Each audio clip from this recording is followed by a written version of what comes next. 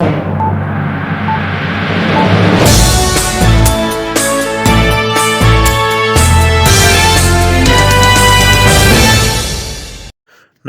सत श्री अकाल, आदाब। मैं हूं आपका होस्ट, आपका दोस्त अजीज़ अहमद।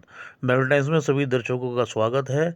आज हम आपको मिलाने जा रहे हैं हिंदुस्तान के सबसे मशहूर टाइगर रिजर्व जिम कॉर्बेट के निदेशक डॉक्टर साकेत बडोला से। हाल ही में एक मीटिंग हुई। जैसा कि आपको ज्ञात है कि जिम कॉर्बेट की लाइफलाइन कहा जाता है रामगंगा को, जो कि जिम कॉर्बेट के बीच से बहती है।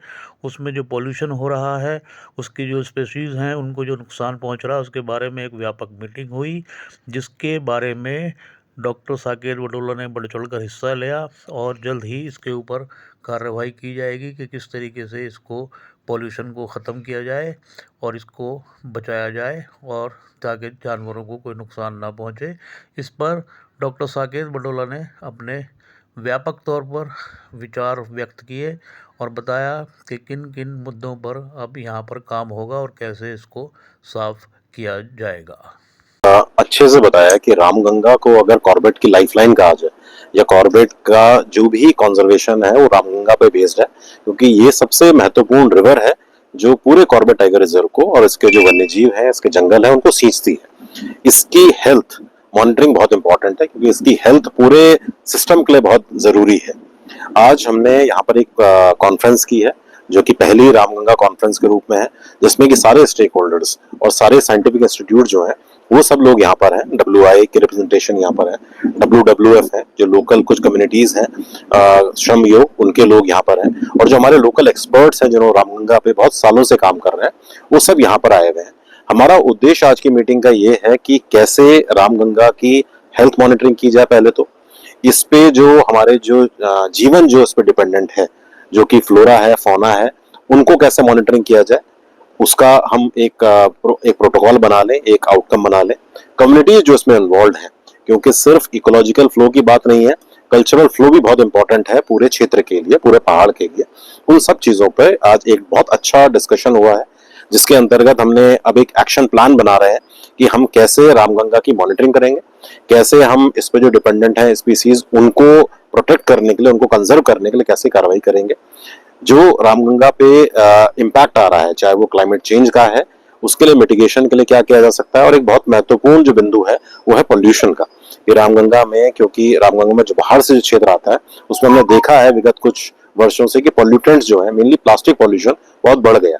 उसको रोकने के लिए कम्युनिटीज के साथ बैठकर हम कैसे कार्रवाई करेंगे, ये हम प्रयास आज कर रहे हैं। जी बिल्कुल सही बात है कि अगर पॉल्यूटेंट्स अगर किसी भी रिवर में बढ़ेंगे, क्योंकि रामगंगा को बहुत प्योर रिवर माना जाता है, अगर उसमें बढ़ेंगे तो उसका स्वाभाविक जो इम्पैक्ट है, वो उस पे जो डिपेंडेंट फ्लोरा एंड फौना है उसमें पड़ना स्वाभाविक है।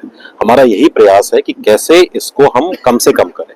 उसके लिए, क्योंकि जो रामगंगा कॉर्बेट के अंदर बह रही है, उसमें बहुत ज्यादा पॉल्यूटेंट नहीं जाता, क्योंकि कॉर्बेट एक प्लास्टिक फ्री जोन है, बहुत लिमिटेड लोग उसमें जाते हैं, तो वो नहीं होता। अक्सर जो पॉल्यूशन आता है वो बाहर से ही आता है।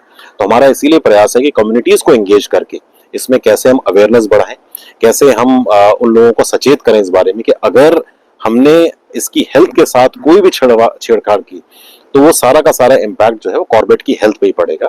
और हमें पता है कि कॉर्बेट यहाँ का पूरे क्षेत्र के लिए इकोनॉमिकली बहुत इंपॉर्टेंट एक एस्पेक्ट है। सब लोग इस पर डिपेंडेंट है, हमारे रोजगार इस पर डिपेंडेंट है, और हमारे जो वन्य जीव है वो इस पर डिपेंडेंट है।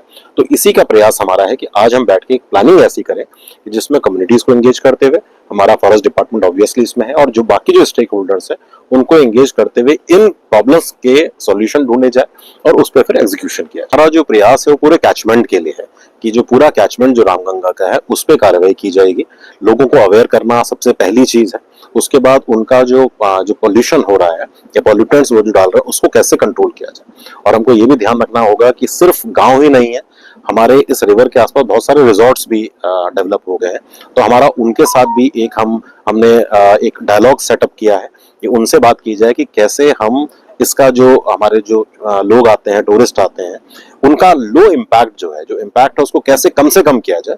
ये हमारा प्रयास जो है इस जो एक हमने इनिशिएटिव लिया उसके अंतर्गत रहेगा। साथ ही हमने ये भी देखा कि टेक्नोलॉजी बहुत इंपॉर्टेंट रोल प्ले कर रही है।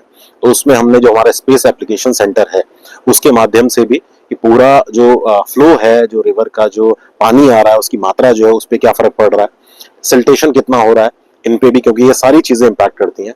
इस पे हम स्टडी करेंगे।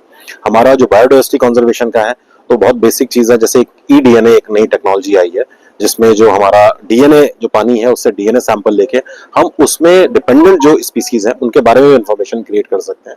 ये सारी चीजों को हम साथ में लाने का प्रयास कर रहे हैं। देखिए हमारा जो इसका जो प्रयास रहेगा उसमें ये कि सारी स्पीसीज जो भी पानी में डिपेंडेंट हैं उन सब के बारे में हम एक प्लान बनाने वाले हैं। तो जो एक्शन प्लान आएगा, ये एक जो रिवर स्केप प्लान जो हम लास्ट में इसमें बनाएंगे, उसके अंतर्गत इन सारी स्पीसीज का पहले तो लॉन्ग टर्म मॉनिटरिंग कि उनकी जो पॉपुलेशन है उसमें किस तरह का फर्क पड़ रहा है, इन चीजों को देखा जाएगा।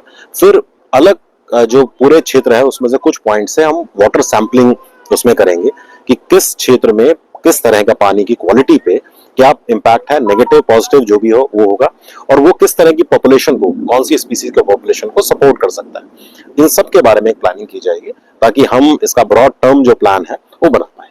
जी फिलहाल हमने देखा कि ऐसा कोई केस तो हमारे सामने नहीं आया है, पर ये जरूर है कि कई बार हमने देखा है कि चाहे वो हाथी हो टाइगर हो, वो जिस क्षेत्र में है अगर वहां पर प्लास्टिक्स की बॉटल्स कोई जो नदी में बहकर आई है तो वो अगर उनसे छेड़खानी करे या गलती से अगर कोई खा ले तो ऐसा संभव हो सकता है ऐसी कोई घटना हो जाए जिसे हम अवॉइड करना चाहते हैं। तो ये हमारी जो अप्रोच है ये प्रोएक्टिव अप्रोच है कि हम पहले से ही हम देख रहे हैं कि कोई समस्या बढ़ रही है, उस समस्या को अभी एड्रेस किया जाए रादर देन कि उसको बाद में हम उसमें कोई इम्पैक्ट आ जाए उसके बाद एड्रेस करें। तो हमारा प्रयास जो है प्रोएक्टिव प्रयास है कि हम पहले से ही कार्यवाही इसमें करें।